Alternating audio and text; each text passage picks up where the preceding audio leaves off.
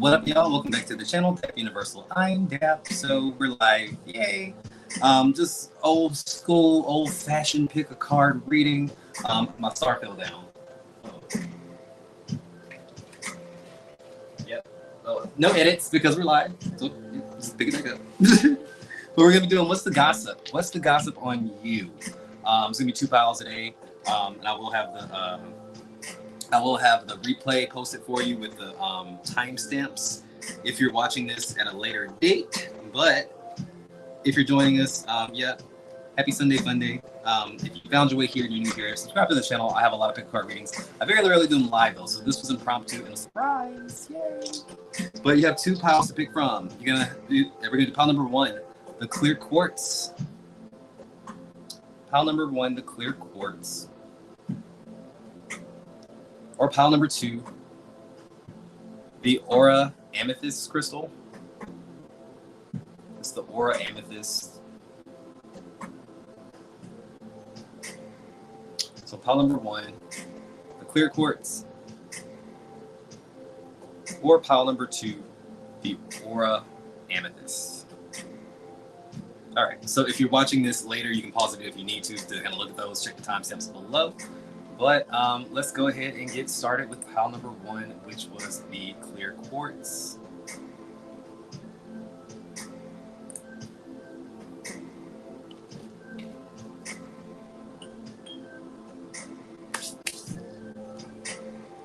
And off of that, we're gonna roll some divination dice just to kind of get the energy of like maybe who we're talking about in this pile, in this collective.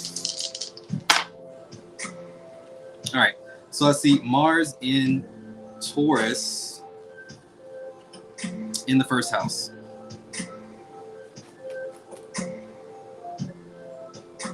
This can be somebody right now. I mean, you don't have to be this placement or have this like prominent in your chart, but you could be a Taurus, you could be a Scorpio, you could be an Aries, heavy on the Aries. A Taurus in the first house could be a Taurus ascendant or Taurus rising, something like that. You may be involved with the Taurus. But it gives me that vibe. But just reading the energy alone, it's talking about somebody who is very much going after what they want, like say like their resources, their possessions. Somebody who works really hard. A Taurus in the first house in any planet would be like a really hardworking person, or somebody who really appreciates the nice or finer things in life. They have a certain sense of groundedness to them. You could even be an artist. Say have an artistic flair to yourself, but it would be in a way that's very active.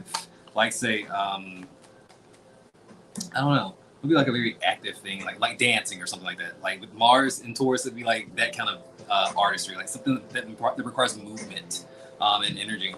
So you could be that. You could be someone who works out a lot. But let's get into it. I want to start off with some oracle cards. So I'm going to use these Panther oracles, kind of start us off. See what's going on. So what are people saying about pile number 1? What's the gossip on pile number 1? And I wouldn't be surprised if this was like mostly at work or like involving something that you do with the Taurus in the first house. I see marionette. I see indulgence. And what else we got? Coach. So this is a play on the devil card. It speaks of being controlled, obviously. So dictatorship, domination, reluctance. And then we have the indulgence card, interaction, joy, and friendliness with coach, advice, obedience, and knowledge. So I think the negative here with the marionette is about people may say that you have like maybe no backbone when it comes down to like a certain person or a certain thing, like say like you can't break away from work or your boss or something like that. Maybe like you become like a doormat for a specific person, they may think. It could even be that you may become like putty to somebody, like a lover or something like that. Because I see Taurus is like the 7th house energy, which is relationships. It's really Libra, but like they share the same planet Venus, which is love. So it's like I can see that in a sense. It's like maybe you have like a certain sense of like obedience or something like that. This is coming from them, by the way. You may not find this to be true, but it's like people see you as like having like no backbone when it comes down to like somebody. To clarify that, we have the 9 of Cups and the death card in reverse. Yeah, it's almost like saying someone's like looking at you as if like, oh, just just whipped with the Nine of Cups. Or like say you admire somebody so much that you allow yourself to kind of be more submissive than you really are. More submissive than you really are.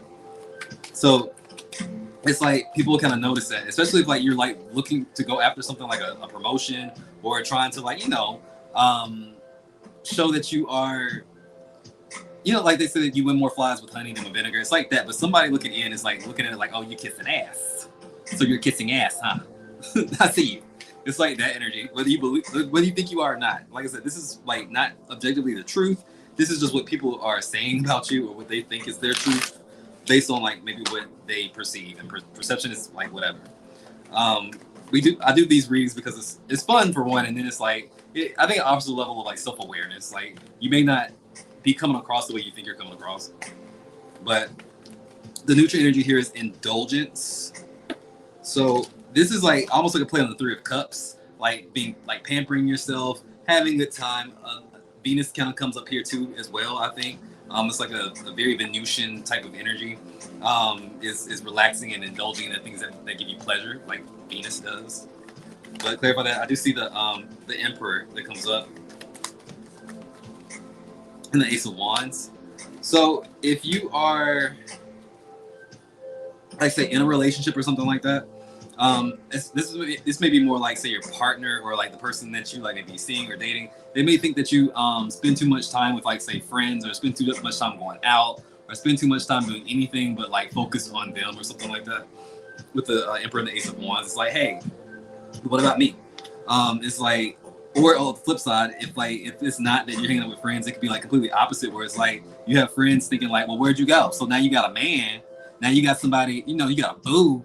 Now you can't call nobody. We can't even find you no more. I see how it is. So it's like it's like that. But take it how it fits. The Ace of Cups comes up as well. So for some of y'all, it feels like this is a new connection. Like if you like are with somebody, it feels rather new. And so yeah, it'd be like the honeymoon phase where you want to spend all your time with somebody, or like, you know, like that thing where you just want to like be in their energy, they want to be in yours, and that thing. It's like, I get it. But it's like your friends would be talking shit about you. So when you get a man, fuck us. But the positive I do see is the Coach card. Something about like you have a certain, you draw a certain type of crowd around you that likes to listen to you because you give good advice. You may be older than some of your friends, or just maybe just experience more in some area than a lot of your friends, like a leadership type of thing, like in your personal life, and maybe even in your like professional life. So I do see Taurus as like the professional. So it's like people come to you because you have good experience and you have seem to have a good head on your shoulders. So people talk good about you in that sense. People talk about like, okay, well, how about you ask pile number one, because pile number one probably should give you best advice about it. Like they never steered me wrong. Like here, let's go talk to pile number one. It's like when someone gets flustered or something, especially at work, trying to figure out like what the right thing to do is, or like anything. It's like people kind of come to you. I see the Six of Pentacles as well. You are respected.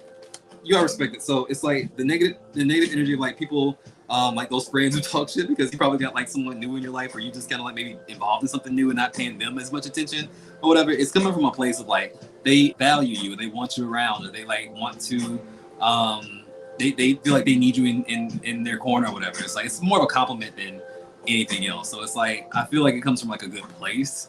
The Ten of Swords in reverse comes up. It's like I think you may have like either good advice about like say relationship stuff, or helping people through hard times with the Ten of Swords in reverse, and then the Nine of Swords, because it's like I think you've been through so much, or you've been through enough to like have enough empathy and compassion, like to kind of help anybody through it, whether you like friends with this person or not, or like it's almost like you take it on as like a duty to the world. It's like, well, if I had to go through this shit and like I survived it, then I might as well like, you know, help these people out through it if I see it. So it's like people actually respect that and respond to that highly, like more highly than they may think. So because they talk about it when you're not around. They talk about it when you're not around. So you are very well respected. But let's see what else we got. Anything else? Where I want to go? Blah, blah, blah, blah, blah. Oh, let's pull some. This goes out with some of these adjectives in a jar. That's fine. So, what are some traits that people may think about you? Like, what? How do they think about you? Like, how would they describe you? Pile number one. In a word, high maintenance. And that makes sense with the Taurus energy. High maintenance.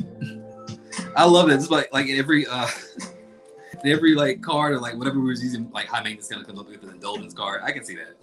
High maintenance. What else we got?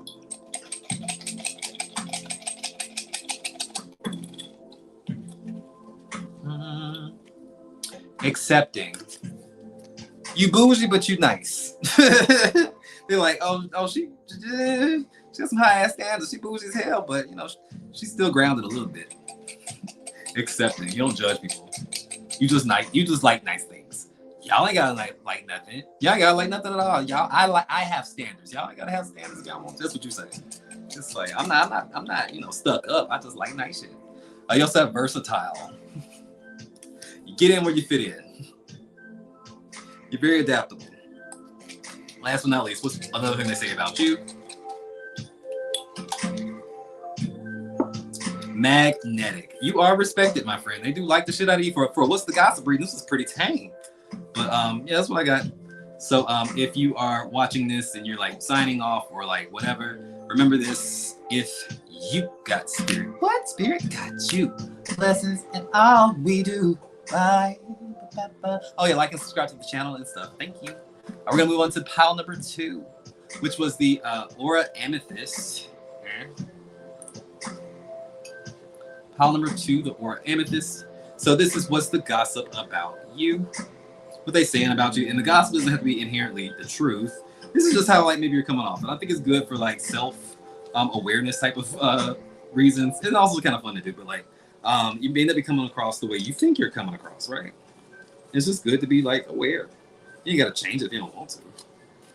Because in the end of the day, if they ain't paying your bills, then pay them bitches no mind. That's what RuPaul said. So I'm an advocate of that. Like, I mean, are you paying my bills? Then okay, then fuck you. But anyway, let's roll some dice for you. See what comes up. Just see what the energy is.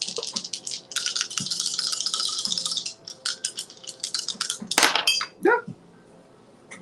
All right, so we have North Node in Aries in the 12th house. That's interesting. So North Node is a reference to like the nodes of the moon. So you have a North Node and a South Node in astrology. The North Node represents like say the new lesson, where you're going, where you're headed. It's it's the sign that lets you know what you should be doing to align to your highest self, so you can evolve in this lifetime. If you believe in reincarnation, is that it's the new lesson. The South Node is a reflection of the past, where you come from, right? So it's it can represent like say your early life, like say like your early childhood and your birth origin story, basically all the way up until like maybe you started awakening. It can also be a reference to your past life, like the lesson that you've already learned, and that in itself becomes a comfort zone. So for the North Node to come up, it's like the energy of like you kind of understand, like being more awakened, being more conscious, and saying like, oh, I know who I am. I know what I came down here to do. Done. Okay, let's do it. So like just to kind of like explain the energy, you don't have to be a North Node in Aries in the 12th house. Like this is about like maybe an aspect of your energy, an aspect of the energy that's like that needs to be like acknowledged, right? So I'm just gonna describe the energy to you. So North Node in Aries would be somebody who maybe in the beginning had to learn how to be like not codependent, because it means your South Node would be in Libra, which is in the South Node would be a little bit codependent, a little bit afraid to be alone, a little bit timid, a little bit uncomfortable in situations where you have to assert yourself, because Libra is about fairness and diplomacy and that kind of thing. So it's like North Node in Aries, it's like finding that gumption or like that confidence to be like, no, if something's right, it's right. If it's wrong, it's wrong. If I want to do this, it's okay. Like, and it's fine. It's like it's standing up for yourself. It's all of that energy, right? And so in the 12th house, it could mean breaking away, like say spiritually as well. Like the 12th house can talk about spirituality. It can talk about a lot of different stuff. But it's a spiritual type of house. Also, it could talk about how maybe your path is to come down here and be the first to break out of a certain thing or break into a certain spiritual like concept, like in your bloodline or your family or something like that. It could be a lot of stuff, but it could also be embracing your power. Like say if you have psychic gifts or like say a healing gift, or even an artistic gift, because I think the 12th house is also associated with that too. It's a higher consciousness kind of thing where it's like something like flowing through you. So art is the same way. It doesn't have to be like this woo-woo, witchy, like supernatural thing. It could also be like acting, or it could be like dancing or painting or whatever. It could be art as well because it's ruled by Neptune. And it's anything that you have to tap into like this imaginative place to be able to like channel from. So it's like being able to break away from like say the normal, which people would say is conservative, and be unapologetically, authentically you, would be like kind of like the energy. So it could be a lot of different stuff, but it's really somebody like in a nutshell who has said no to like other people's opinions and no to maybe the like just satisfying other people and making other people happy with your like through your own life, and just saying, no, I'm gonna do what I want to do, what I'm inspired to do, and it doesn't matter if I'm out here by my damn self because everyone turning back on me. I'm gonna do it anyway. That's the energy of like North Node in Aries. So just to give you some perspective, let's pull some of these oracle cards. So what's the gossip on pile number 2, the aura amethyst?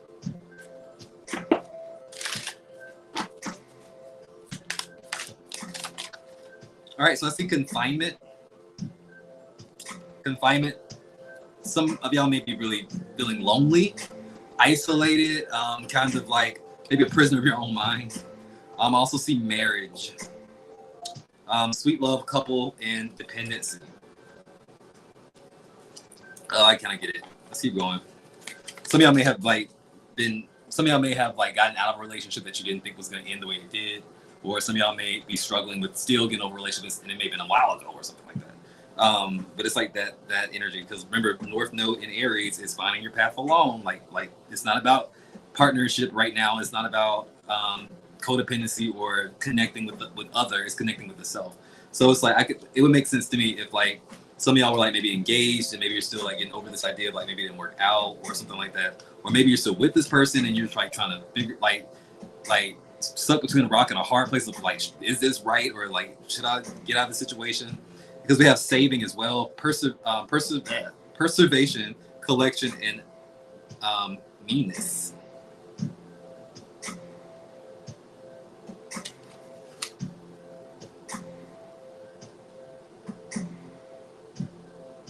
Some of y'all hold on to dear life to the idea of this person coming back. But what's the gossip? The confinement card. I see the hangman. Somebody may have actually gone to jail. Like for maybe this one person or something. I don't know.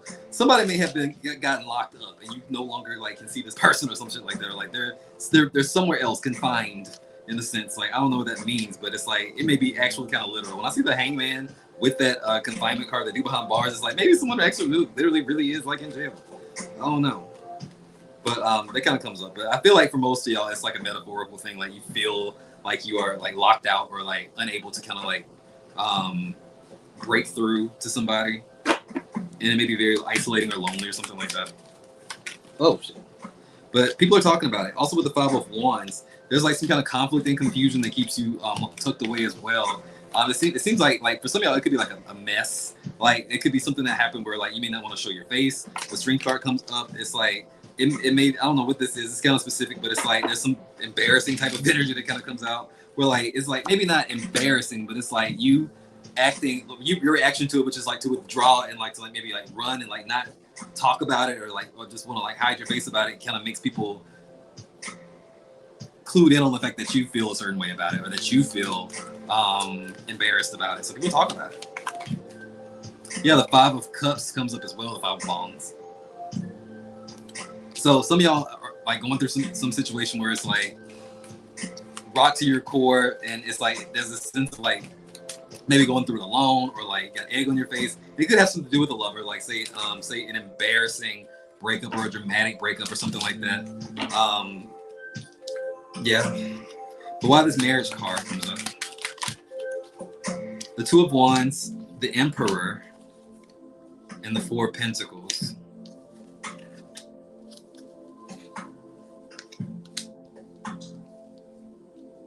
With the Five of Pentacles on the bottom of the deck.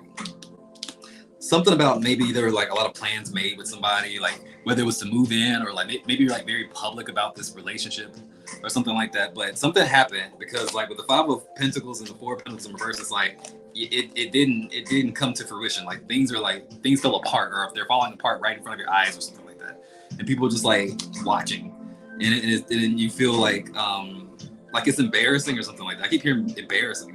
Because it's like, there was a situation where it was like, maybe you looked like you're the perfect couple and you felt like you found the perfect person. And it turned out like maybe this person wasn't that great, or like maybe some things came out to light and like it changed that for you. Because those plans come like, you know, just disappointments. I see the Page of Wands in reverse, which, oh, okay. And then the Ace of Swords. This person may have been for the streets. This person may be for the streets. Okay, I see. This person may have been for the streets with the Queen of Wands in reverse. When I see the Queen of Wands in reverse in any kind of reading, especially a love reading, it's normally the other woman. It's normally the other woman. It's normally about like, say, somebody trying to have the cake and eat it too. So maybe you found out some things or something like that, and like maybe other people found out before you did, and that's what they talk about. But it's like it's just the neutral energy of it. Like Jesus Christ. Because the Page of Swords on the bottom of the deck is like, it's gossip. It's like, and maybe how you found out through like some kind of gossip, or like they weren't even being like shy about it or quiet about it. They was embarrassing as fuck about it. Like just did not give a fuck. Disrespectful about it for some people. Like I said, this doesn't have to happen like recently. This could be something that's like still you're affected by. I see the King of Wands in reverse that comes out, and the sick part is maybe that person ended up with the other, like with the person they cheated on or something like that, or they like maybe it was a baby mama or something. Like they may have had a history, because like if they come with this King in reverse and they come with this Queen in reverse, there's like an energy of like they're intertwined or like entangled with each other. It could be like karmics. Like you could be a third party karmic in this situation or something like that, whereas like you were meant to kind of like take this as a lesson or something like that. It's like you were a karmic to them, and then you're a karmic to like their third party. It's a sick, weird feeling, but like I think it happens like that sometimes. We also have like the Ten of Pentacles in reverse, with the Page of Pentacles. Yeah, and it's like this energy. I feel like you have to start over. You invested so much into it. It's like it's like I think for a lot of y'all it kind of blew you away. And like I said, I'm sure this, like, if you could go back and like think about it, I'm sure you saw red flags and stuff like that. But it's like people are just talking about it, like almost like y'all were just like really public, or like maybe y'all were really popular or something like that. I don't know what it is, but whatever happened, I see Justice that comes up. This was karmic. This was karmic. Like I said, in the beginning of this reading, North Node in Aries. It's like maybe it was the push that you needed, like that karmic push that you needed to kind of get you aligned to that energy of like, no, I'm gonna start living for myself. Like I'm not trying to do this codependent shit. Like I'm gonna like really focus on me. Like I'm not focused on like making somebody else happy while they out there doing. No, it's like because that's what you needed to do, is you needed to focus on yourself, and you've been focusing on the lesson you learned maybe in the past life, or maybe when like early like that I want to partner, I'll merge thing. It's like that wasn't what you were meant to do right now. It was meant to like focus on yourself and focus on your craft, your gift, whatever that is. And now you have not just a good excuse to, but also you have more to say and more to talk about. You know, it's like you have more experience now.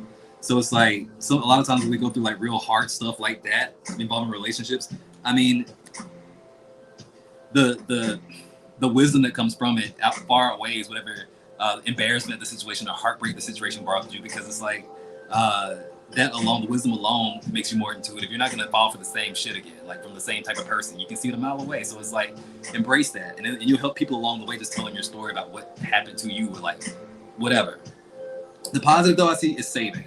You do seem to be good with money. You do seem to be able to manifest the things that you like really have your eye on. So it's like the energy of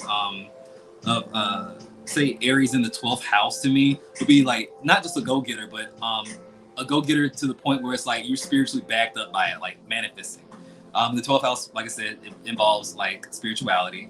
So it's like Aries in the 12th house will be somebody who is ambitious, but also spiritual at the same time. So they're able to get what they need by sheer manifestation, calling for it, asking for it. The answers just come in, like spirit helps them out. because some like Aries in the 12th house would also be somebody who has like maybe strong morals or high morals, so to speak. Has some kind of spiritual inclination. Also, there's something about that isolation thing. Let's see the Hermit that comes up. It's like you're much more focused, and you're much more successful when you are actually in your own energy by yourself. It's like you create amazing things, or you have amazing ideas, or you're able to kind of like bring into reality, like you're like the things that just only live in your imagination that you couldn't do if you was like involved with somebody else, like sharing your like it's like it wasn't the time.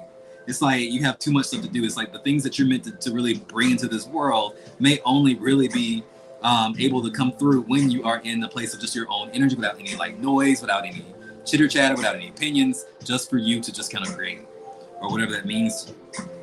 So I see the Six of Swords, which is like a transition. It's like you won't always be alone. You won't always be in this phase, but it's like right now, it's what's needed. Taking stock. And people are talking about how, despite all of that, I think people see you as somebody who, although you get stuck in your own head with the Eight of Swords, like you do kind of like see tunnel vision like a motherfucker, and you might make a mountain out of a molehill sometimes too. Maybe a little bit dramatic. The 12th house is dramatic, okay? But the Three of Wands kind of says like people expect great things for you, like still, because everyone fucks up. It may be fun. It may be a guilty pleasure to talk about because it ain't their life. People love to gossip. People love to fucking gossip, whether they like the person or not. But it's like, at the end of the day, they know that you're going to do great things. And they know you're not a dummy. And this is what it is. I see the Chariot. You're going great places, big places. With the King of Cups or the King of Bongs, it's like saying, there's nothing wrong with putting yourself out there and taking a chance, especially in love, because like maybe what you like experience, like other people wouldn't have experienced, only because they wouldn't have had the guts to. They wouldn't have had the balls to love somebody unconditionally, at least try to, like you did. And yeah, you got burned or whatever, but like, I mean, at least you did it. You didn't hide from it. You didn't run from it. You tried. You did your best. So remember that. I'm gonna close it out. That's it. So I got for you. Like and subscribe to the channel. But remember, guys, if you got spirit, what? Spirit got you. Blessings.